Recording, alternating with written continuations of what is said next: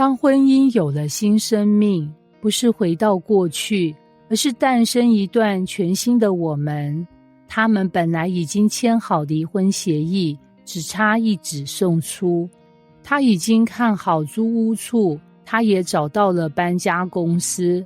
孩子以为他们这次真的完了，没人看好他们会回头。但半年后，他们不止没分开，还办了一场比婚礼更令人动容的更新誓约仪式。记者问他们，你们是怎么修复这段婚姻的？他摇摇头，不是修复，是重生。这对夫妻的故事，像不像你内心深处某个快要死掉却又舍不得的梦？也许你现在站在婚姻破碎的废墟上，心里问，我们真的还有可能吗？这一刻，我们不谈修补技巧，也不讨论谁对谁错，我们要谈一件更深、更真，也更有盼望的事。婚姻不只是可以被修复，而是可以有新生命。而这个新生命不是回到原来的样子，而是变成从来没出现过的更好的我们。很多人想象的婚姻重建是回到当初我们还没问题的样子，但这样的期待其实是失败的开始，因为那个当初正是我们走到破裂的起点。真正的重建不是回头，而是向前；不是复原，而是重生；不是修好一台旧车，而是设计一台新车。我们要问的不是怎么让我们像以前那样好，而是怎么让我们比以前更真实、更成熟、更懂彼此。重建不是拍婚纱重来一次，而是从伤痕中长出新的肌理。浩文与资君是一对结婚12年的夫妻，曾因外遇、情绪冷漠、婆媳冲突，走到几乎完全毁灭的地步。资君曾说，我不想恨你，但我也没有办法再爱你。浩文也坦诚，我不知道我们还有什么可以聊的，我连说晚安都觉得虚伪。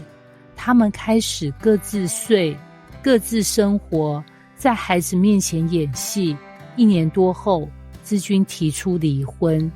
就在律师都约好要见面时，孩子突然高烧住院，两人不得不一起在医院照顾。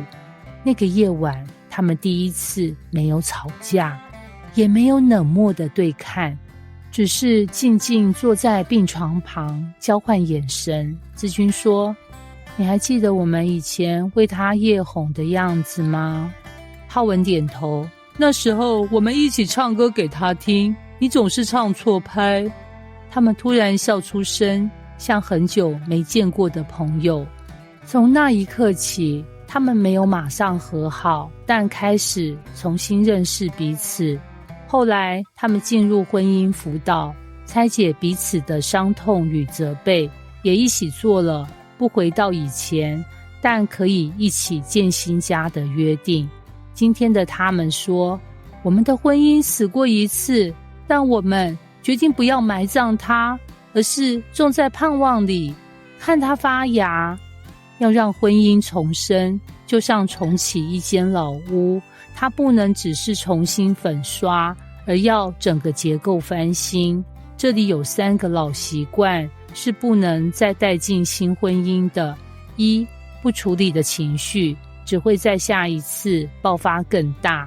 以前的你可能吵架就冷战，痛苦就忍耐，但新的婚姻不能再走这条死胡同。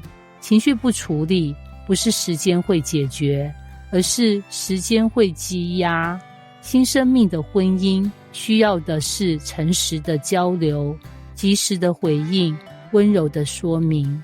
3，以为对方会懂你，却从没好好表达。老婚姻常常以为我们都老夫老妻了，不用说他也该懂吧。但真相是，你不说他真的不知道。新的婚姻里不能再依赖猜测，要学会表达，不是用情绪炸弹，而是用具体的话语告诉对方，这件事让我觉得被忽略，你这样说，我觉得被看见。3，用旧的角色看对方，就无法看见新的他。如果你总是觉得他就是一个永远不会改的人，他就是那么控制欲强，那么即使对方真的努力改变，你也只会当成装的。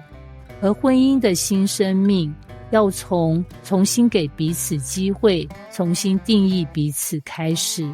婉柔一直以为老公是个木头人，结婚7年来连情人节也没一次表示，直到婚姻破裂边缘，她心碎地说，我不是要你变罗密欧，我只要你在我生日说句祝福。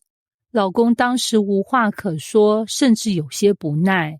几个月后，他主动报名参加夫妻成长营。有一天，婉柔加班很晚，回到家打开冰箱，发现里面有一碗炖汤，旁边放了一张便利贴。你今天会很累，喝点汤，很谢谢你努力撑着这个家，老公。那天她大哭，因为她从来没想过这句话会从她笔下出现。婚姻的新生命有时候不是轰轰烈烈的翻转，而是日常中一点点微光的出现，而这些微光是过去的她不会做的事，是现在的她愿意学着做的改变。新生命的婚姻不再靠爱的感觉，而是选择的力量。当我们说重新开始，不是因为感觉又回来了，而是我们选择再一次彼此信任，再一次一起努力，再一次为爱冒险。新生命不是等待感动自己，而是下定决心行动去爱。因为你知道，真正长久的关系不是靠感觉撑起来的，而是靠选择堆叠出来的。婚姻重建的秘诀不是完美，而是愿意一起走过不完美。最后，让我们诚实地说一句话，婚姻重建后并不会没有问题，它不是童话故事的从此过着幸福快乐的生活，而是变成了就算有问题，我们愿意一起面对。新的婚姻不是没有伤口，而是伤口成为我们彼此扶持的记号。不是不再吵架，而是吵架后我们学会怎么和好。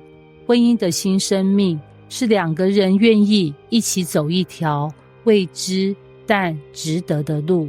结语：最美的婚姻不是没跌倒，而是跌倒后还牵着手站起来。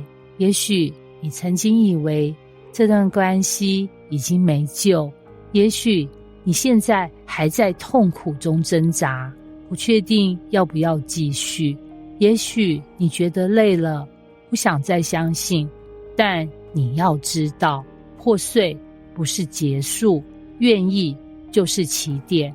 婚姻的奇迹不是让旧故事继续演下去，而是让新的故事开始。当你愿意给这段关系一次新生命的机会，你会发现，爱不只是曾经的温柔回忆，更是现在一起经历风雨后，仍愿意牵手同行的勇气。